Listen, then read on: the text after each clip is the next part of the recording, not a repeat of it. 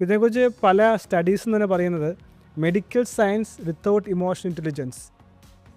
പല അസുഖങ്ങളും ഡോക്ടേഴ്സ് ചികിത്സിക്കും, സിംറ്റംസിനെയാണ് ചികിത്സിക്കുന്നത്. ഒരാൾ പനിയായി വരുന്നു, ഒരാൾ നടുവേദനയായി വരുന്നു, ഒരാൾ എന്തെങ്കിലും അസുഖങ്ങൾ പറയുന്നു, ഡോക്ടർ സിംറ്റത്തിന് വേണ്ടിയുള്ള ചികിത്സ നൽകുന്നുണ്ട്.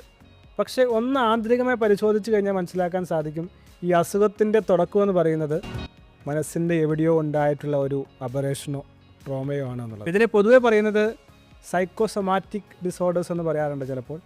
ചിലപ്പോൾ PNI സൈക്കോ ന്യൂറോ ഇമ്മ്യൂണോളജി എന്ന് പറയാറുണ്ട്. ഇതൊരു ഡിബേറ്റിംഗ് ആയിട്ടുള്ള വിഷയമാണ്. എന്ന് വെച്ചാൽ എല്ലാ അസുഖങ്ങളും വരുന്നത് മനസ്സിൽ നിന്നാണ് എന്നുള്ളതല്ല. പക്ഷേ മനസ്സിന് പ്രശ്നമുണ്ടെങ്കിൽ തീർച്ചയായും അസുഖങ്ങൾ ഉണ്ടാകാനുള്ള സാധ്യത കൂടുതലാണ്. മാത്രമല്ല, മനസ്സിന് പ്രശ്നമുണ്ടെങ്കിൽ നമ്മുടെ ശരീരത്തിൻ്റെ അവസ്ഥയെ ഗുരുതരമാക്കാനുള്ള സാധ്യത 7 മുതൽ 50% വരെ കൂടുതലാണ് എന്നുള്ളതാണ് പഠനങ്ങൾ പറയുന്നത്.